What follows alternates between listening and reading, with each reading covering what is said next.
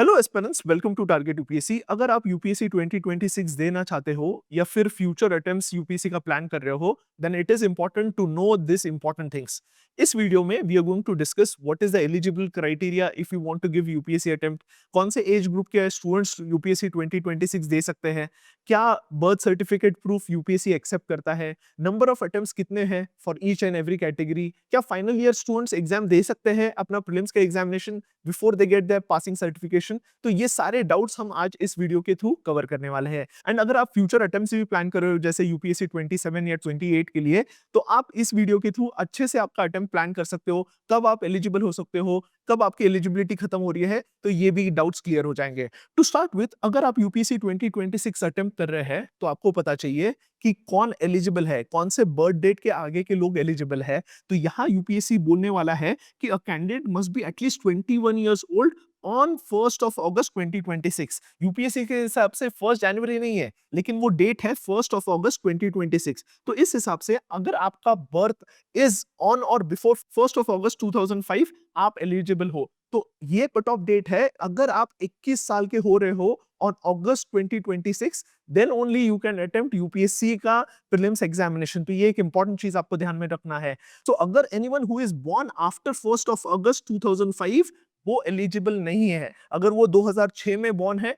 तो वो एलिजिबल नहीं है for writing prelims examination. So this is the cut off date. अगर आप बॉर्न हो 1st ऑफ अगस्त 2005 के पहले, then you are eligible to write prelims examination and this is for everyone। ये स्पेशली 2026 के अटेम्प्ट के लिए मैं बात कर रहा हूँ। अब मैक्सिमम एज क्या है? मैक्सिमम एज यूपीएससी बोल रहा है 32 इयर्स। तो इस हिसाब से ये मैं जनरल कैटेगरी के लिए बता रहा हूँ। 32 इयर्स मतलब क्या है? यू मस्ट बी बॉर्न और आफ्टर 2nd ऑफ अगस्त 1994। तो अगर आप 1994 2nd ऑफ अगस्त के बाद बॉर्न हो, then you are eligible to give your last attempt. So अगर मैं जनरल कैटेगरी स्टूडेंट्स की बात करूं, तो आप कौन से एज ग्रुप के बीच में आप एग्जाम दे सकते हैं? That is 2nd of August 1994 and between 1st of August 2005।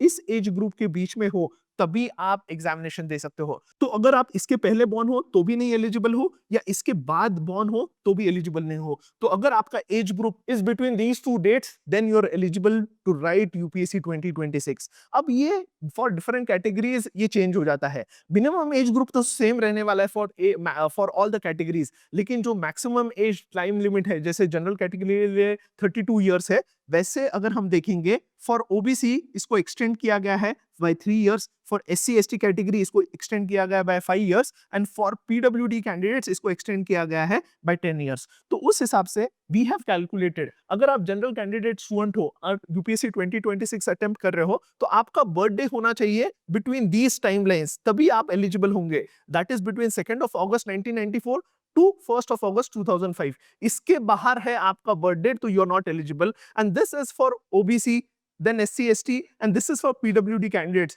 तो इस हिसाब से आपको पता चाहिए कि आप एलिजिबल हो या ना हो, क्योंकि बहुत सारे स्टूडेंट्स में कंफ्यूजन होता है कि सर मैं 2026 का अटेम्प्ट दे सकता हूं, नहीं दे सकता हूं। लेकिन अगर आपका इस बर्थ रेंज में अगर आपका बर्थडे है तो डेफिनेटली आप एग्जामिनेशन दे सकते हैं। इसके पहले के भी स्टूडेंट नहीं दे सकते एंड इसके बाद के भी स्टूडेंट्स नहीं दे सकते। तो ये टाइमलाइन के हिसाब से आप प्लान कीजिए आपका अटेम्प्ट। अगर मैं 2027 की बात करूं तो दोनों चेंज हो जाएगी, एक एक साल आगे हो जाएगा ये, एंड इस हिसाब से आप अपना अटेम्प्ट प्लान कर सकते हैं। नेक्स्ट इज, कौन सा बर्थ डेट का प्रूफ एक्सेप्ट करता है यूपीएससी? एक इंपॉर्टेंट चीज है। यहाँ यूपीएससी ने स्पेसिफिकली मेंशन किया है 3 to 4 types of birth proof जो एक्सेप्ट किए जाएंगे। 10 certificate, 12 certificate, secondary school living certificate हो गया, या certificate from any Indian university recognised as equivalent to matriculation. So इनके सर्टिफिकेट्स पर जो बर्थ डेट रहेगा उसी को ऑफिशियल माना जाएगा। तो ये एक इंपॉर्टेंट चीज ध्यान में रखिए, कोई म्युनिसिपल कॉर्पोरेशन का बर्थ सर्टिफिकेट एक्सेप्ट नहीं किया जाएगा। Next important is who are eligible. अगर एलिजिबिलिटी क्राइटेरिया का सेकंड क्राइटेरिया देखेंगे तो candidate must hold a graduate degree from any of the following institutions. तो एक इंपॉर्टेंट है, अगर आपके पास ग्रेजुएट डिग्री है तभी आप एलिजिबल हो। कौन से, कहां से graduate degree?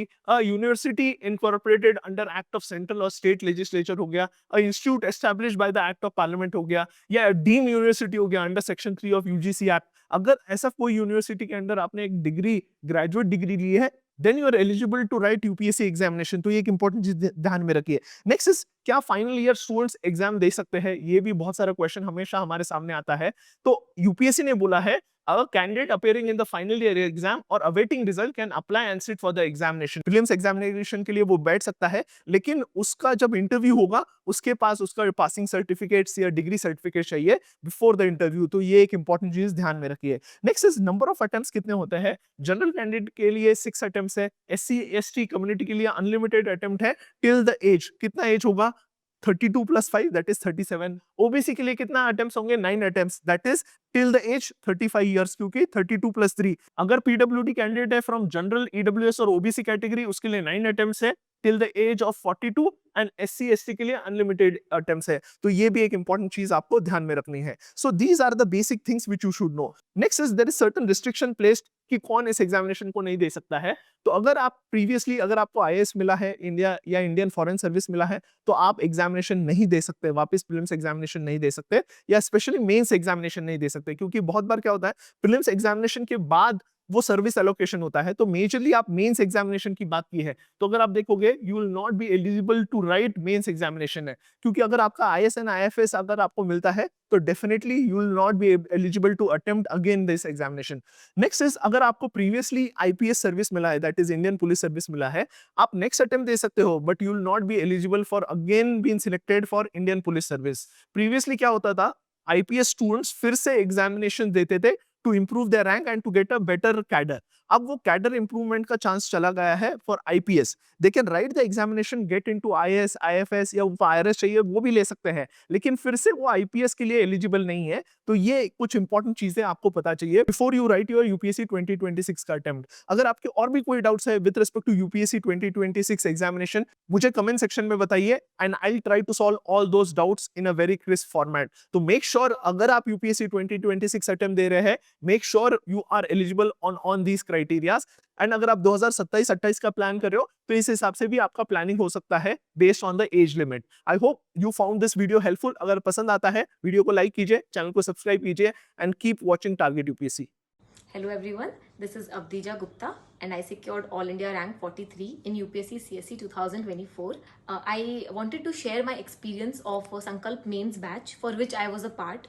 So this is a very comprehensive batch, not just because of its the nature of this batch, but also the steps that they follow to ensure a comprehensive UPSC CSE mains preparation. So it is divided mainly into 4 parts. So first would be dedicated classroom lectures. So of these lectures, brainstorming sessions would be there where Sudarshan sir would help you brainstorm, and gradually you will realize that you can solve any question by brainstorming method. Secondly would be note making. So note making is very important in mains, and the notes are very organized, and I have shared my notes as well. So there will be about the issues, the schemes and measures, way forward, important statements. So second would be note making. Third important feature would be test series. So this online Zoom test series is something which is very very efficient, and actually that really inculcated discipline during tests, because when you know that you won't be able to attempt these tests after the Zoom meeting is over, so you make it a point that, and a habit that you will write these tests. And in fact I also completed most of their tests of Sankalp mains batch. And final would be mentorship. So these are the 4 components, and mentorship is important not just for evaluating but also any personal doubt clearance that you have. So you would be assigned a dedicated mentor who you can call anytime. So I had an extremely enriching experience, and I gained a lot in my actual mains preparation as well. So I thank Sudarshan sir. Thank you.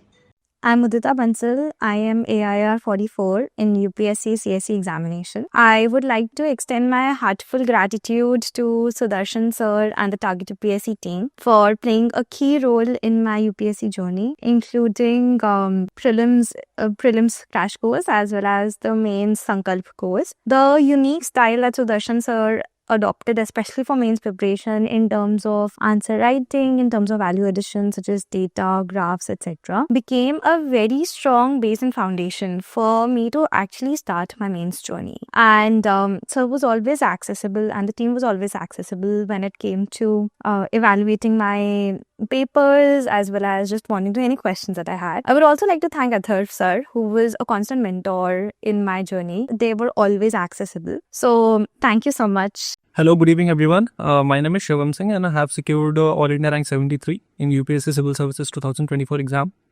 And last year also I have secured All India rank 877, and presently I am serving in Indian Revenue Services, Customs and Indirect Taxes.